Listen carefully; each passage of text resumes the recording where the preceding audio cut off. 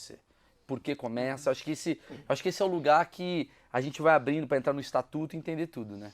Isso é importante. É que a gente acho que todo mundo sabe. É. Você não sabe? Pô, mas que coisa, né? Começa tudo isso há 20 anos, praticamente, né? Então, o PCC, ele é criado por um grupo de presos, então ele é criado dentro do sistema prisional de São Paulo, numa unidade prisional que hoje ela já não funciona mais como na época, que chama, lá em Taubaté, na Casa de Custódia de Taubaté, ela existe, aí tinha um anexo nessa Casa de Custódia, onde os presos ficavam em regime de isolamento, tipo, eterno, entendeu? Se deixasse, não tinha uma regulamentação. Então, muitos presos ficaram lá muitos e muitos anos, né? Eles eram chamados, né, de piranhas. Eram os presos, na época, considerados os mais perigosos de São Paulo. Claro, essa coisa de considerar perigoso é sempre uma coisa, né? Relaxa. É o diretor, é alguém que considera, né? Sim. Enfim, né? Não, eles foram denunciados por crimes hediondos, provavelmente. Às vezes não, às vezes lideraram uma rebelião, às vezes mataram alguém no sistema, entendi. enfim, né? Mas são caras com poder. Isso, eram lideranças, né? Bom, o PCC foi criado lá nessa unidade prisional, no dia... eles comemoram o dia 31 de agosto de 93, a fundação. A história, a narrativa, né, que eles contam é que eles viviam trancados. Nesse dia, o diretor tinha autorizado uma partida de futebol entre os presos e ia jogar os presos do interior com os presos que eram da capital. Clássico. Nessa partida, e ainda não tinha disciplina, eles acabaram tendo uma briga e 2 presos do interior foram mortos por presos da capital, que na época eram as lideranças. Ali. Isso, foram mortos, inclusive decapitados. Nossa.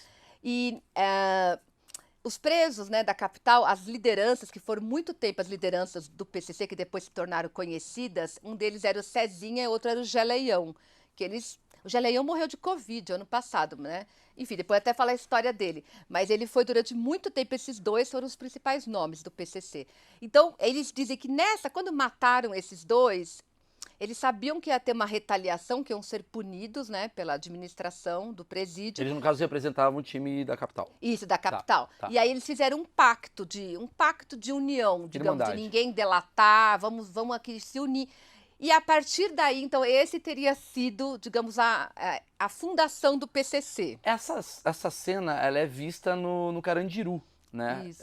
É dali, né? Daquele momento ali, ou não? Não, o Carandiru, o filme, ele se passa já um pouco depois, já depois. Durante os anos 90, 2000, já tinha o PCC ali, mas ainda era na... Era um outro futebol, então.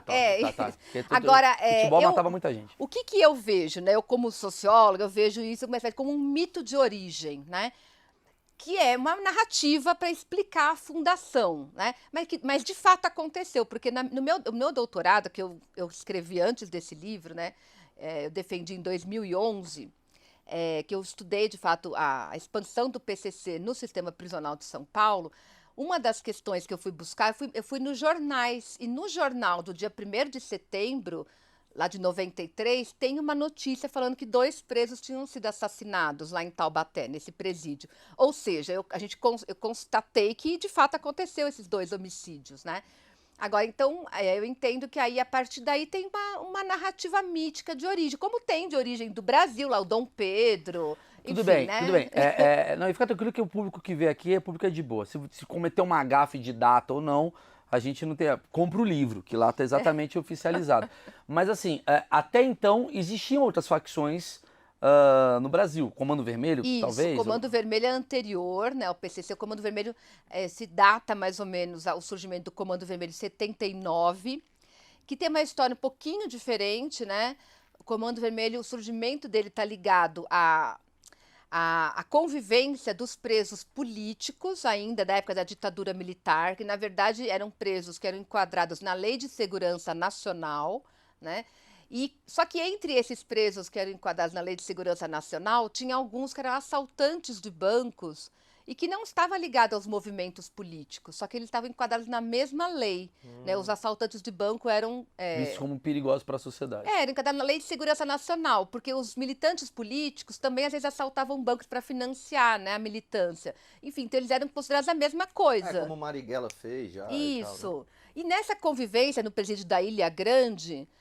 que na verdade não foi uma convivência amistosa, tinha uma série de disputas entre os presos comuns, que eram da Lei de Segurança Nacional, e os presos de fato, que eram ligados à militância política, eles tinham uma série de rivalidades. Mas o que se conta nos livros, nas histórias, é que eles transmitiram para esses presos comuns a importância de se unir, de se organizar, para poder bater de frente com o Estado, né? Enfim, e aí Para teria pedir sido coisas também, isso, para para reivindicar reivindicar, melhores condições. Que não adianta os presos ficarem matando uns aos outros, disputando entre eles. Eles tinham que se unir, organizar. se organizar. E aí teria surgido um grupo, né, que foi chamado primeiro de Falange Vermelha, e depois, com o passar do tempo, a imprensa até, né, segundo se consta, a própria imprensa acabou chamando de Comando Vermelho, e aí virou Comando Vermelho, Entendi. né?